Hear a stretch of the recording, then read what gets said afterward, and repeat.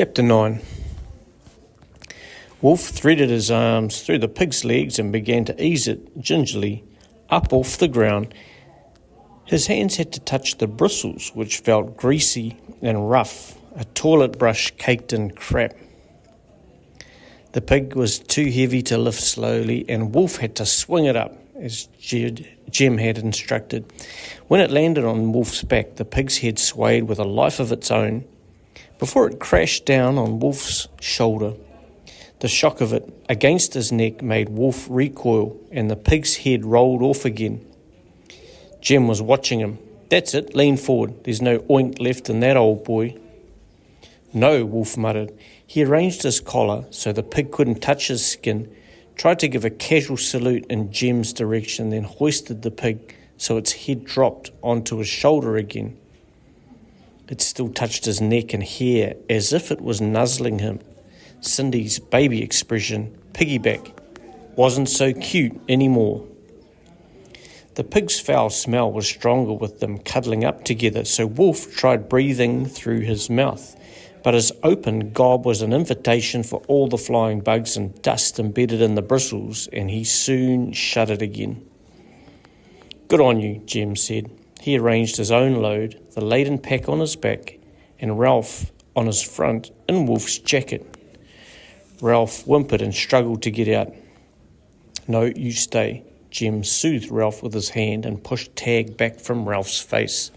"Get in behind, Tag. Ralph's fine up here, so mind your own business." He looked at Wolf. "All set, let's go." "Do you want to lead?" Wolf stepped back to let Jem pass, and he rocked with the weight of the pig. Blood soaked his shirt. "Okay, but you take over when we start to climb."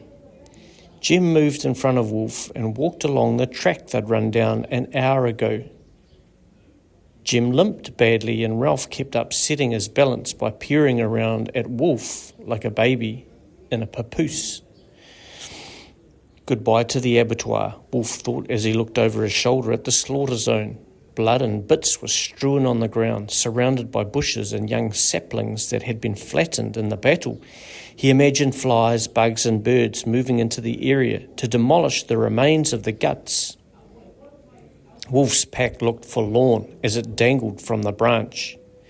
It took a while for Wolf to get used to the weight and feel of the pig on his back. Every time he stood up straight to ease his back or look up at the hills, the big mass threatened to tip him backwards. As they stepped into the sunlight at the bottom of the hill, Jem stopped and held up his camera.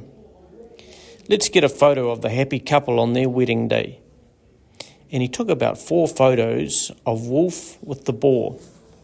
"Put your hand on Boris's nose and lift it up so I can see his tusks." Wolf smiled into the camera, and for a moment he forgot about the long climb ahead. He thought about Davy and how pleased he would be when he heard they'd stuck a pig. He had stories to tell, more than he would have liked, but they were on their way out now, with the prize. "There you go, the first of many happy wedding days," Jem said as he tucked the camera in beside Ralph. "Civil unions, I think," Wolf said, and they both laughed. It was the last laugh they shared for a while as the climb loomed in front of them. "You lead," Jem said. "It's tough from now on. Straight up, and don't stop till we reach some shade." Wolf led the way, concentrating on setting a decent pace and placing his feet securely. He tried not to think about the carcass on his back, but the army of lice that infested it seemed determined to shift house onto Wolf. They marched up his collar where he slapped at them. Whenever they scuttled onto his neck, they crawled resolutely down his shirt and up his back, so he flicked them out and tried tucking his shirt into his trousers. Eventually, however, the lice won. The climb was too steep to bother, and he let them wander as they pleased, while he struggled to breathe and his legs screamed for mercy. The hill was endless, and Wolf had to use grassy clumps to haul himself up the steep slope. The blood from the pig's open belly seeped into his shirt and soaked his back.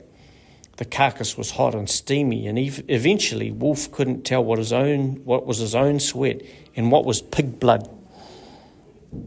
The higher they climbed, the more each step became an effort, and then in agony. He searched for footholds and used the brief pauses to regain his breath, but it was never enough. Looking up was depressing and precarious as it upset the balance of weight. Then, as he was crawling, his face too close to the dry earth for comfort, he heard a scrabbling sound from Jem and a sharp cry of pain. "What's up?" he called. He had no reserves to turn and look. Jem didn't answer, and he seemed to be still climbing, so Wolf kept going, locked in his own private hell.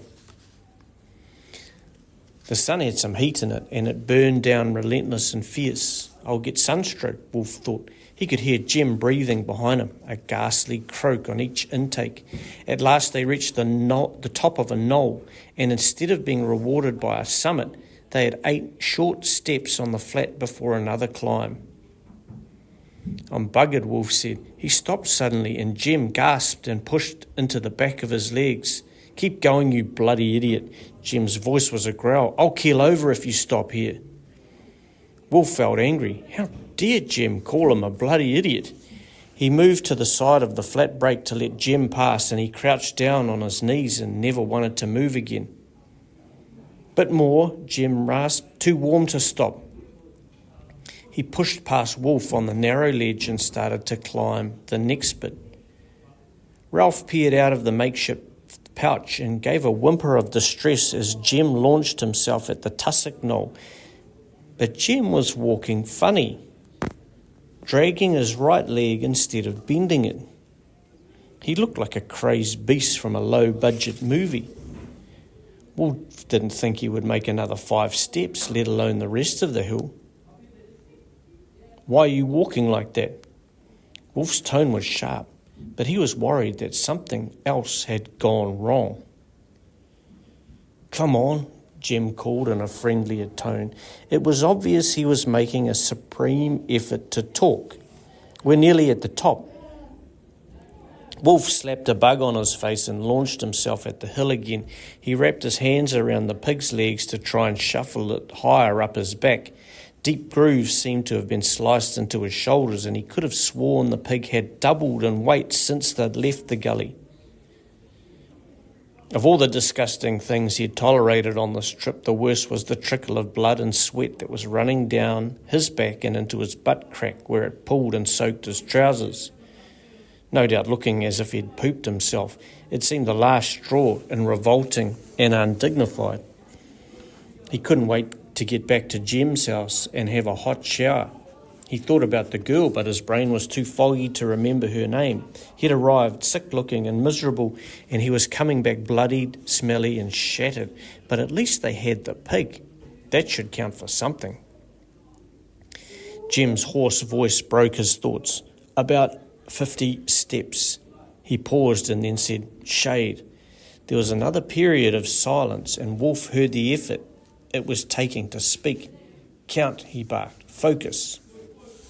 Wolf started counting, robotic, painful numbers, in manageable bites of 5. He willed himself to remember the pattern as 4 5s became 20, then 2 20s became 40. Somehow he was in the shade beside Jem at 48. Tag was already there waiting under a rock, panting but grinning in a dog way. Jem backed up against a tree, his head drooping as if his neck couldn't do the job anymore. Wolf felt a stab of alarm. "Jem, you okay?" "Hang on, I'll dump the pig." "On rock," Jem said, waving his hand in the direction of the boulder that Tag was lying under. "Easier to lift." Wolf eased out of the pig and left it lying on the rock like an upturned dead beetle. It looked gnarly and mean, its tusks jutting up in a defiant way. Wolf unstuck his shirt from his back and went to help Jem. "I'll take Ralph. Come on, boy." He had just put his hands out to take the dog when Jem let him go. Ralph tumbled into Wolf's arms and slithered down Wolf's legs before hitting the hard ground. The old dog yelped in shock and pain. Tag came tearing over to see what had happened. Wolf was appalled that Jem had dropped Ralph. He wanted to say, "Hey, easy with your dog," but he saw that Jem was slipping as well.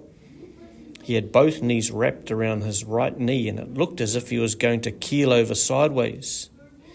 Wolf shoved Ralph aside with his foot and helped Jem slide down the tree until he was sitting with his back against the trunk.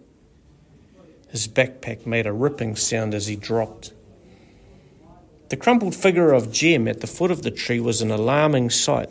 His face had the same white, sweaty appearance that Davy's got before he threw up. Their mother used to say, "Get the bowl, Wolf, he's clammy."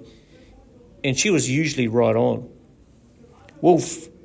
Jem stayed on an angle and retched a couple of times, but he didn't chuck up. Top marks for vomit control, Wolf thought. Water, you need water. Wolf leaned over Jem's bowed head and rummaged in the pack on his back. Here, drink.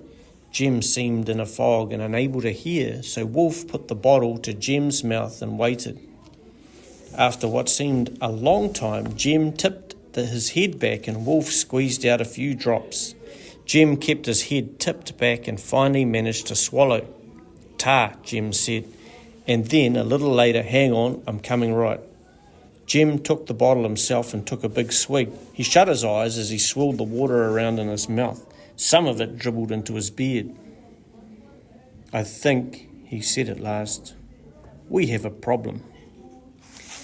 It wasn't what Wolf wanted to hear, but at least Jem was talking. Jem shifted on the ground to get more comfortable, and Wolf checked on Ralph and gave Tag a pat for good measure. He was aware of Jem gingerly rolling up his trouser leg. Each fold of the material revealed another segment of his hairy leg. "My kneecap has slipped off its perch," Jem said as his swollen mess of a knee came into view. "What? Your knee's munted?" "Yeah, isn't it?" "Why?" Wolf demanded. How could Jem's knee be so useless at such a crucial time? He thought Jem sounded too calm about the problem. "I damaged it going down the hill this morning. It's been getting worse all day. I've always had trouble with this knee." "My dad's knee is stuffed as well, and it's his right one. Maybe it's a family thing." "Maybe." Jem looked at Wolf, but his eyes slid away before they connected. "Anyway, the thing is, I can't walk anymore." "So what happens?" He was scared of the answer. "How the hell do we get home?" "You'll go on your own and bring the help to me." "Ha ha, hardly," Wolf said. "I don't know the way." "I'll tell you the way," Jem said. He leaned back on his pack and shut his eyes as if to gather strength. His face was the shiny grey of Wolf's laptop at home. Two knotted veins ran down his forehead and pulsed beneath the skin. Jem was silent for at least 5 minutes, so Wolf stomped off for a pee. When he came back, things were different. Jem had his pack open in front of him. "Right," he said, fixing Wolf with a steely expression. "You need to listen very hard.